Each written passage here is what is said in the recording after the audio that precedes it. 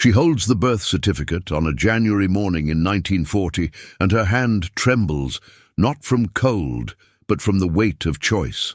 3 names could legally go in the space marked father. She has already decided to leave it blank. This is not a story about deception.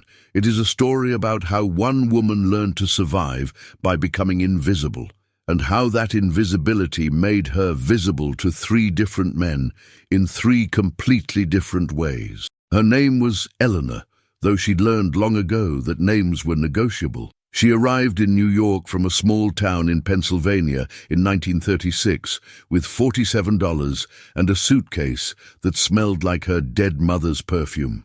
She was 22 years old. She had never lived alone. The silence of solitude terrified her in a way that made her chest tight and her vision swim. So she learned very quickly that the only way to survive the silence was to fill it with other people, their voices, their certainties, their needs, their plans for her future. Her mother had died when Eleanor was 14. Cancer, which moved through her body like a fire that no amount of attention or care could extinguish. Eleanor had spent those final months sitting beside the hospital bed, learning to read her mother's face the way other girls learned to read books. She became fluent in the language of unspoken need. She learned that if she anticipated what someone wanted before they asked, if she became the thing they needed most, then maybe they wouldn't leave. Her mother left anyway. Death doesn't negotiate with devotion. But Eleanor didn't learn that lesson. She learned a different one, that her value existed only in her ability to become what someone else required. So she practiced. She became what her father needed after her mother died. A companion, a nurse, a reason to get out of bed. She became what her sister needed, a mother, a protector, a shield against their father's grief. And when she finally left Pennsylvania, she became what New York needed, a woman with no fixed identity, no authentic self, just an infinite capacity to mirror whoever stood in front of her. The coat check job at the Grandview Hotel on Fifth Avenue was perfect for someone like Eleanor. Men came through those doors carrying the weight of their lives, their marriages, their secrets, their desperate hunger to be seen by someone who wasn't already tired of looking at them. Eleanor learned their names. She learned their routines. She learned to remember which men took their coats without a word and which ones needed to be told. They looked particularly distinguished that evening. She became, for each man, the woman he believed himself to be when he was around her. It was September 1939 when she met the banker. His name was Gerald Whitmore, and he was 53 years old. He came to the hotel every Thursday evening, always alone, always with the particular exhaustion of a man who had been performing competence for so long that he'd forgotten what authenticity felt like. Eleanor was working the coat check that night, and when he handed her his coat, she looked directly into his eyes, not in a seductive way, but in a way that suggested she saw something true in him, something hidden, something that mattered. He came back the next week, and the week after that. By the 3rd week, he was staying longer, coming to the bar after he'd checked his coat, sitting where he could see her. Eleanor, during her breaks, would sit across from him, and he would tell her about his wife, a woman he'd married because it was the correct thing to do, because her family had money and position, because love had seemed like a luxury he couldn't afford. He told Eleanor things he'd never told anyone. He told her about the moments when he felt completely alone in his own life, surrounded by people who knew him and saw nothing. Eleanor listened. She didn't judge. She didn't offer solutions. She simply received his confessions as though they were sacred things, precious things, things that mattered. And in listening, she became the woman he'd always wanted to marry, the woman who understood him, who saw past the banker to the man underneath, who made him feel, for the first time in decades, that he might be worthy of love. By October, Gerald had begun to imagine a future with Eleanor. Not immediately, of course. He wasn't a fool, but he spoke about it in the careful, planning way that men like him spoke about important things. He would leave his wife eventually. The marriage was already dead, he said. It had been dead for years. They would go away together, perhaps to California, where no one knew them. They would have a simple life. She would never have to work again. He would finally be able to breathe. Eleanor believed him completely. In that moment, sitting across from him in the hotel bar, she became the woman who would go to California with him. She became the woman who wanted a simple life. She became the woman who loved him. And because she believed these things so completely, Gerald believed them too. She wasn't lying to him, she was lying to herself about what she was doing. And he was believing that lie as though it were truth. But in October 1939, Eleanor went to a political rally in Greenwich Village. She went because a woman she'd met at the hotel mentioned it, and Eleanor had learned that the way to connect with people was to enter their worlds, to become fluent in their languages, to make yourself necessary to their sense of themselves. The rally was crowded and urgent. There was a sense that the world was changing, that something momentous was happening, that ordinary people might actually have the power to shape history. A man named Thomas was there. He was 28 years old, a union organizer, and he spoke about the working class with a passion that Eleanor found intoxicating. He wasn't performing competence like Gerald, he was performing conviction. He believed in something larger than himself, and Eleanor, who had spent her entire life believing only in the mirror of other people's expectations, found herself drawn to this belief like it was a religion. Thomas didn't notice her at first, but Eleanor made sure he did. She began attending the meetings. She learned the language of labor organizing. She read the pamphlets he distributed. She asked intelligent questions. She became, very deliberately, a woman who understood his work, who supported his vision, who was part of the movement. And very gradually, Thomas began to see her as not just a woman at the meetings, but as a symbol. A working woman, independent, committed to the cause, the kind of woman the revolution needed. By November, Thomas believed he was in love with Eleanor, but he wasn't in love with Eleanor. He was in love with the idea of Eleanor, the idea of a woman who shared his political convictions, who understood the stakes of the coming change, who represented the best version of the future he was fighting for. Eleanor, understanding this perfectly, became that symbol. She went to more meetings. She donated money she didn't have to the cause. She spoke about the coming revolution as though it was her own vision, her own hope, her own future. Thomas began to talk about their future together, not California, like Gerald. Thomas talked about building something new, about the world that would exist after the old one collapsed. He talked about raising children who would grow up in a different kind of society. He talked about Eleanor as though she was his partner in this grand transformation. And Eleanor, in those moments, believed it completely. She became the woman who wanted to build a new world with him. She became the woman who believed in revolution. It was at a dinner party on the Upper East Side in November that Eleanor met the merchant. His name was David Ashford, and he was 45 years old. He was wealthy in the particular way that old money is wealthy. Not flashy, not loud, but absolutely secure in the knowledge that the world had been constructed to serve people like him. He dealt in imports, art, furniture, rare books, the kind of things that people with inherited wealth accumulated to prove they understood beauty. David saw Eleanor across the room, and he saw something he'd been searching for his entire life, a woman who understood that beauty was the highest value, that culture mattered, that there was a world beyond the merely practical that was worth inhabiting. Eleanor, watching him, understood immediately what he needed to see. She became that woman. She began asking him about the art on the walls. She learned the names of painters she'd never heard of. She listened to his descriptions of trips to Europe, to galleries, to auctions, and she asked questions that suggested not just interest, but understanding. She became fluent very quickly in the language of aesthetic appreciation.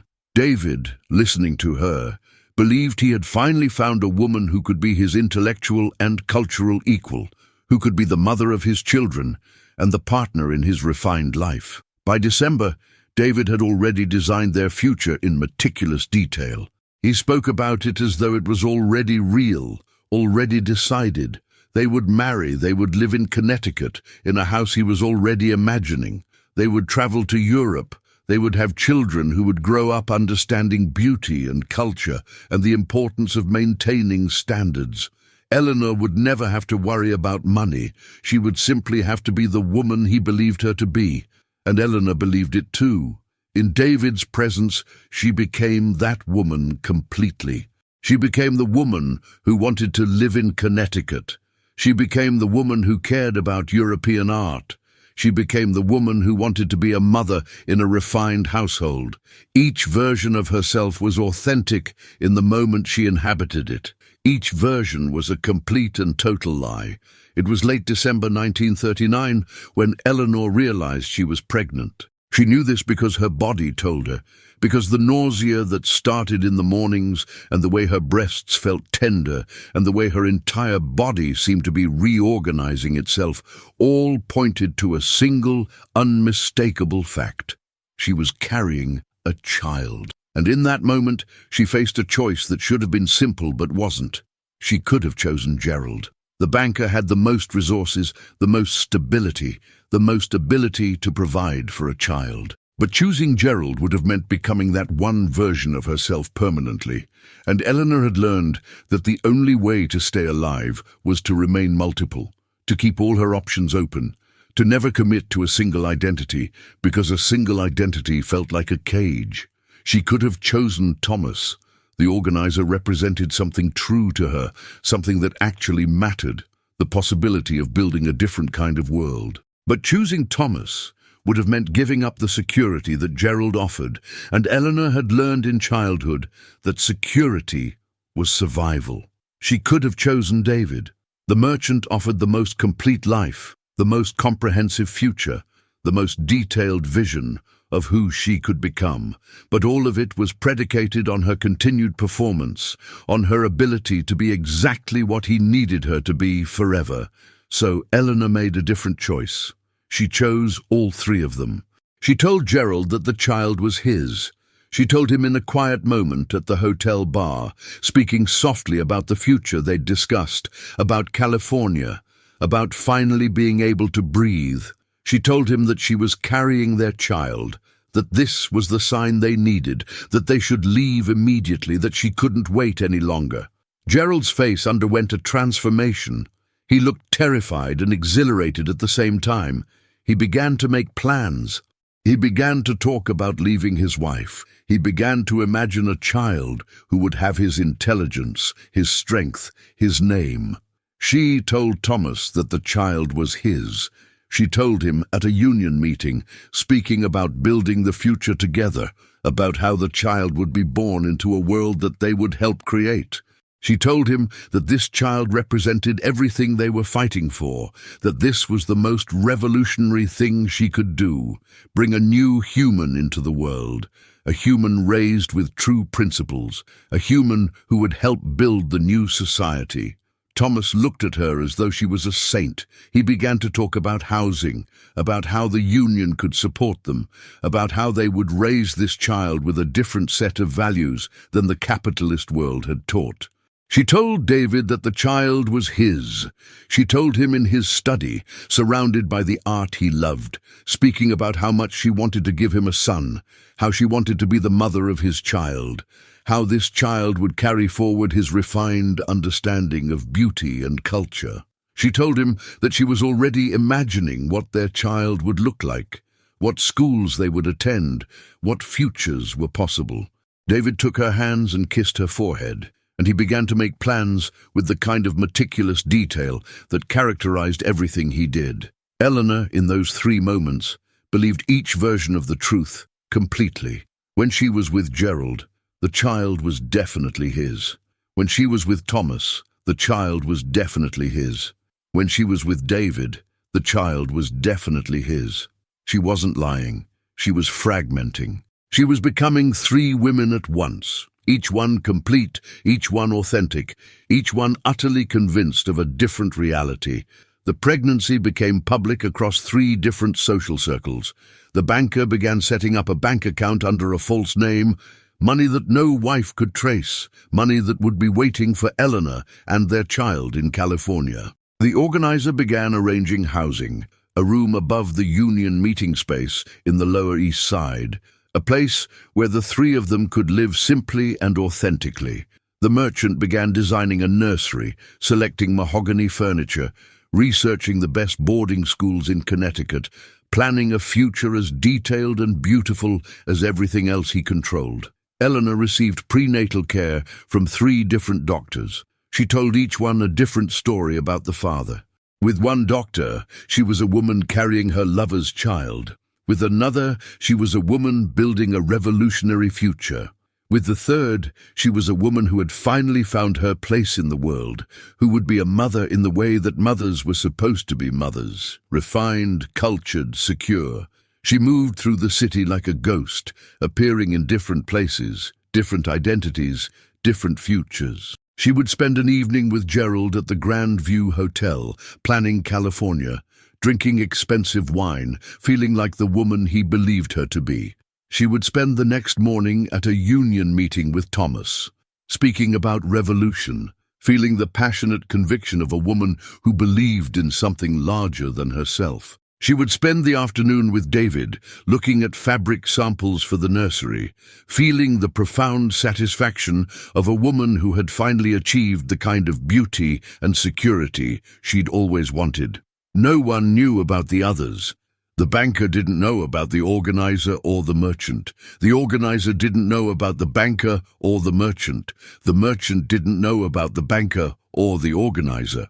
They existed in 3 completely separate realities, and Eleanor was the only person who could move between them.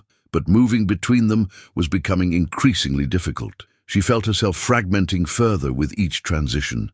There was no original Eleanor underneath all the versions. There was only the versions, endlessly multiplying, endlessly believing different things, endlessly becoming whoever was standing in front of her.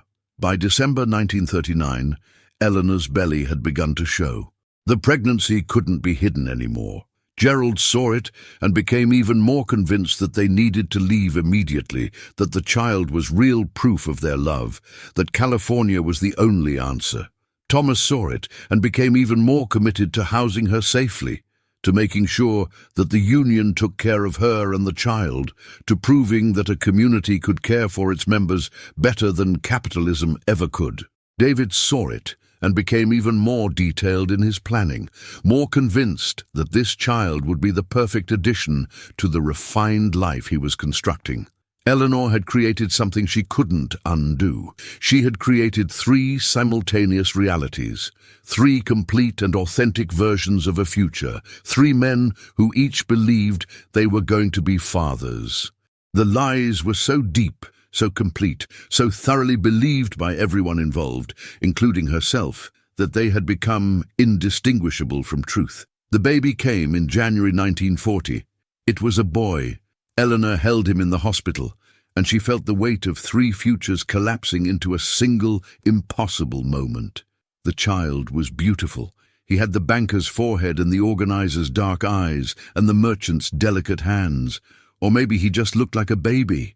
Maybe Eleanor was seeing the fathers in him because she needed to see them, because all 3 versions of the future were equally dependent on what this child was supposed to represent. The banker arrived first. He came to the hospital with documents, legal papers, money already transferred to accounts in the child's name. He looked at the baby and wept. He said, "He has my nose." Though the baby had no features that were distinctly his, but Gerald saw himself in the child because he needed to see himself there. He held the baby with the tenderness of a man who had finally found something worth destroying his life for. The organizer arrived an hour later. He came with pamphlets about union childcare, housing arrangements, plans for how the movement would support the child's upbringing. He looked at the baby and felt a profound sense of purpose. He said, "He's going to grow up in a different kind of world." The baby had no ideology, no political consciousness, but Thomas saw the future in him because he needed to see the future there. He held the baby like it was the most revolutionary thing that had ever happened. The merchant arrived in the evening. He came with a blanket he'd had specially ordered, fine cotton from Switzerland, embroidered with the child's initials, David Jr., because David had already decided that this was what the child would be named. He looked at the baby and felt a profound sense of completion. He said, "He'll have everything I never had." The baby had no understanding of beauty or culture, but David saw the perfect future in him because he needed to see it there. He held the baby like it was the culmination of everything he'd been working toward. Eleanor, lying in the hospital bed, watched 3 men each hold her child, and each believed that they were holding their future. None of them had met each other.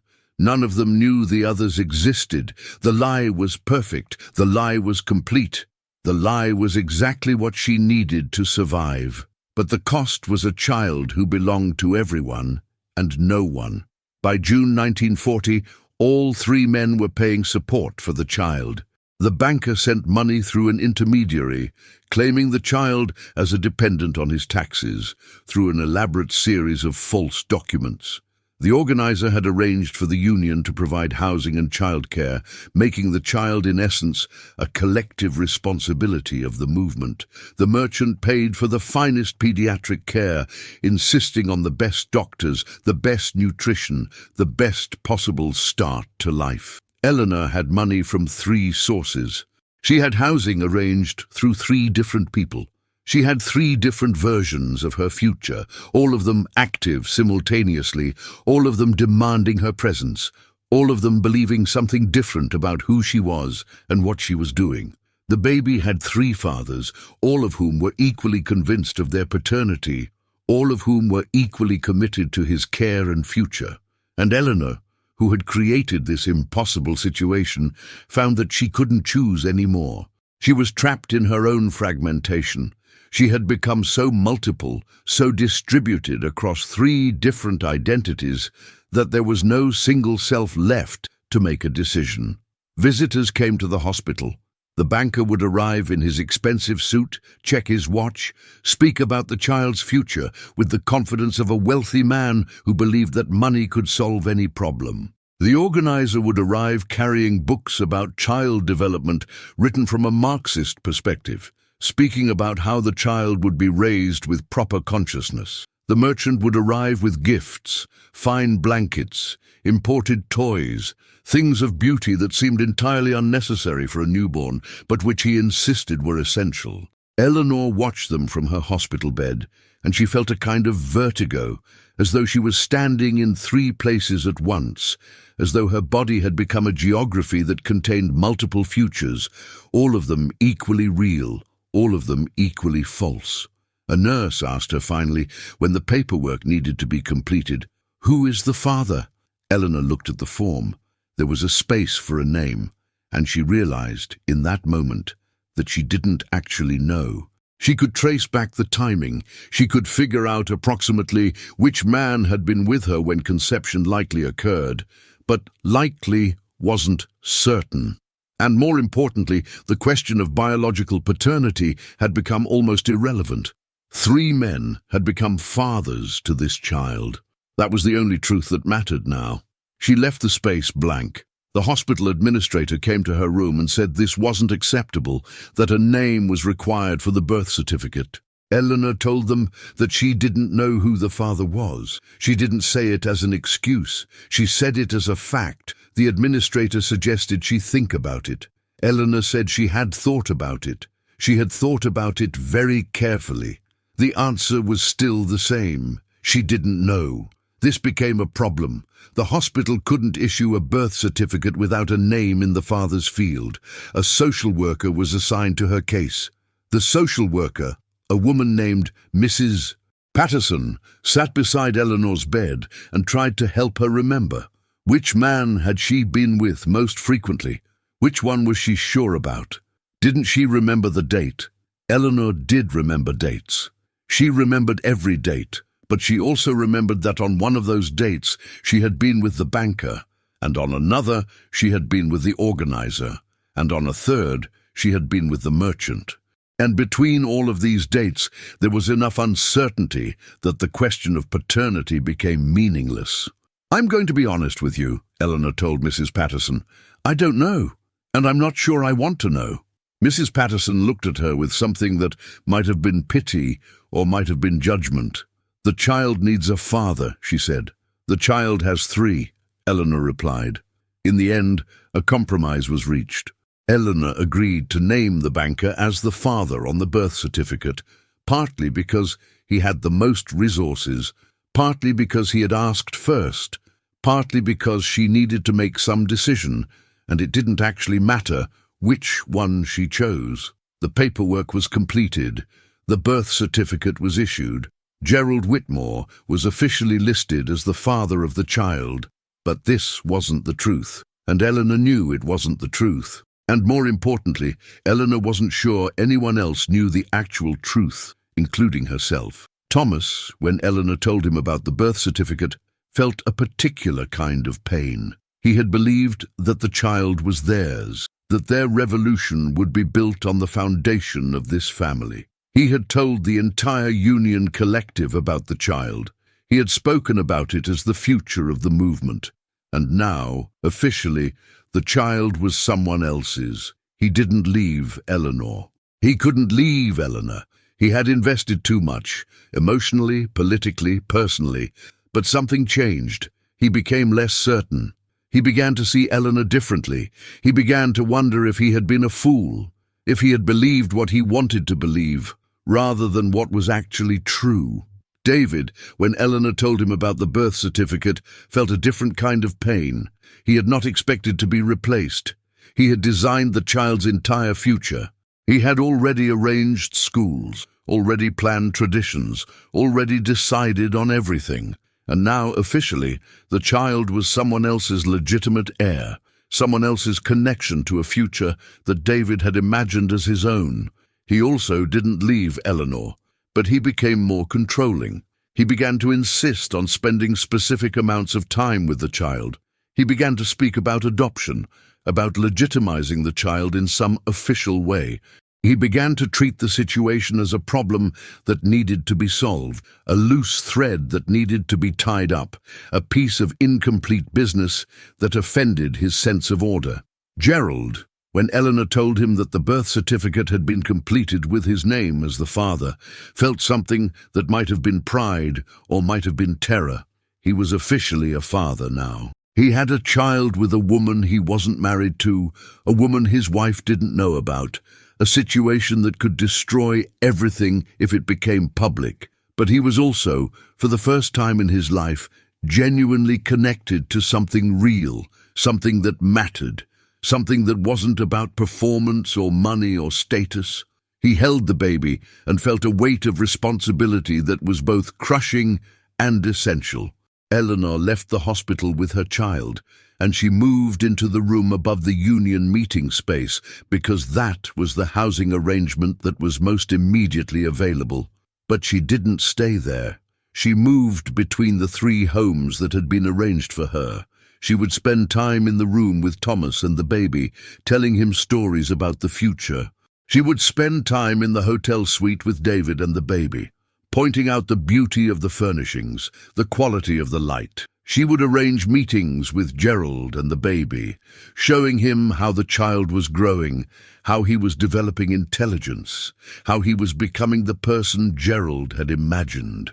The baby, in those early months, became the container for all of Eleanor's fragmented identities.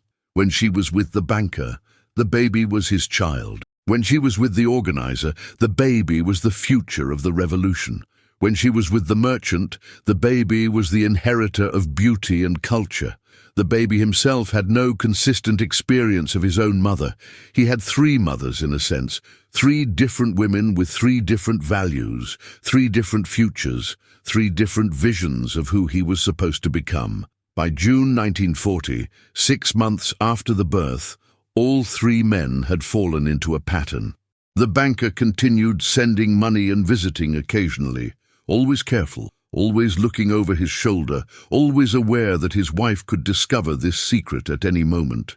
The organizer had moved Eleanor and the baby into a larger apartment that the union was renting, and he spent his evenings with them, speaking about the future, telling the baby stories about a different kind of world. The merchant maintained his insistence on the finest things for the child, creating a kind of duplicate life, his own apartments and his own times with the baby, his own future that he was still building despite the ambiguity of paternity. Eleanor existed in all three realities simultaneously. She was the woman who would run away to California with a banker. She was the woman who would build a revolutionary future with an organizer. She was the woman who would live a refined life with a merchant. Each of these women was real. Each of these women was false. Each of these women was equally her. The three men, by June, had developed a kind of unconscious awareness that something was wrong. The banker began to notice that Eleanor sometimes seemed to have other men in her life. The organizer began to see signs that Eleanor was receiving money from sources outside the union. The merchant began to realize that Eleanor sometimes disappeared for days, that she had other commitments, that she wasn't entirely his. But none of them confronted her. None of them forced a choice. None of them demanded that she commit to a single future. They simply began to accept, without acknowledging it, that Eleanor was distributed across their lives in a way that was neither fully honest nor fully dishonest. She was partially in each of their futures. She was fully in none of them. And somehow this became acceptable because the alternative, losing her entirely, was unacceptable. The baby, meanwhile, was becoming a person. He was beginning to smile, to reach for objects, to show signs of developing consciousness. And each of his three fathers saw something different in his emerging personality. The banker saw intelligence and potential. The organizer saw idealism and possibility. The merchant saw refinement and grace. Eleanor, holding her child, felt something approaching peace, not happiness. Happiness implied a coherence that she no longer possessed, but peace. The peace of someone who has finally stopped trying to become a single thing and has accepted the reality of being multiple things at once. She had created a situation that shouldn't be possible, that shouldn't work, that was logically and morally impossible. And yet it was working.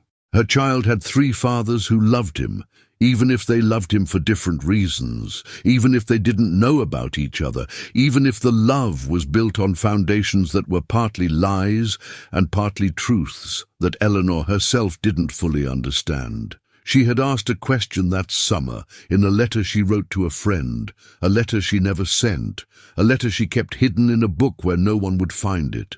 The question was, is it deception if I believe all three versions when I'm telling them? Is it a lie if I'm not conscious of lying? Is it wrong if everyone is happy? There was no answer to these questions. There were only the three men, each of them believing something different, each of them showing up in Eleanor's life at different times, each of them treating her baby as his own. There was only Eleanor, holding her child, knowing everything and nothing about what she had created. The unexpected twist, the thing that reframed everything, came much later, not in June, but years afterward. When the child was old enough to ask questions, Eleanor would have to make decisions about what to tell him. When the three men eventually discovered the truth, and they would discover it inevitably, because secrets like this don't stay hidden forever, they would each have to decide whether they were really fathers or whether they had been participants in an elaborate deception. But in June 1940, 6 months after the birth, there was only the present moment. Eleanor stood in the hospital where she'd given birth, holding documents, holding her child, holding three different futures that couldn't possibly exist simultaneously, but somehow did. She had created something that violated every principle of honesty and integrity. She had created something that was built entirely on a foundation of lies. And yet, standing there in June, with her child sleeping in her arms and three men believing three different things about who they all were to each other, Eleanor felt something close to having survived. She had taken her fragmentation and weaponized it. She had taken her inability to commit to a single identity and transformed it into a kind of power. She'd made herself into a mirror that reflected back three different truths. and the world had accepted those truths because the alternative was to lose her entirely. This is the story of how one woman became three women at once, and how all of them were real.